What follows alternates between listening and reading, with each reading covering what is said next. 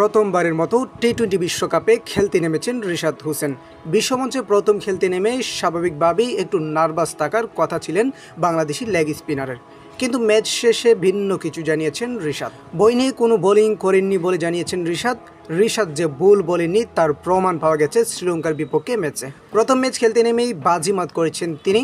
22 রানে 3 উইকেট নিয়ে ক্যারিয়ারের সেরা বোলিং করেছেন 21 বছর বয়সী লেগ স্পিনার। শ্রীলঙ্কার বিপক্ষে 2 উইকেটে বাংলাদেশের জয় পাওয়ার পর সাংবাদিকদের সঙ্গে নিজের পারফরমেন্স নিয়ে কথা বলেছেন রিশাদ। তিনি বলেছেন, ভালো লাগছে, বিশ্বকাপে প্রথম ম্যাচে ম্যান অব দ্য ম্যাচ হয়েছে। চেষ্টা করছি যে 2-4টা বল করার পর এই উইকেট কি হতে পারে।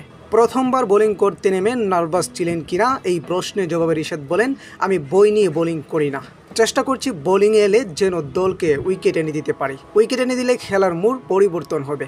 শ্রীলঙ্কা যখন দারুণ ব্যাটিংয়ে বড় সংগ্রহের দিকে এগিয়ে যাচ্ছিল, ঠিক তখনই 15তম ওভারে বোলিংয়ে এসে টানা 2 বলে 2 উইকেট তুলে নিয়ে ম্যাচের মোড় ঘুরে দেন রিশাদ। এ সময় সৌম্য সরকারের হাতে ক্যাচ দিতে ওয়ানিন্দে হাসারাঙ্গাকে বাধ্য করেছিলেন তিনি। সেই উইকেটেই তার সেরা উইকেট বলে জানিয়েছেন এই লেগ স্পিনার। সঙ্গে এটাও জানিয়েছেন যে ম্যাচ জেতে হ্যাট্রিক না পাওয়ার আক্ষেপ নেই তার।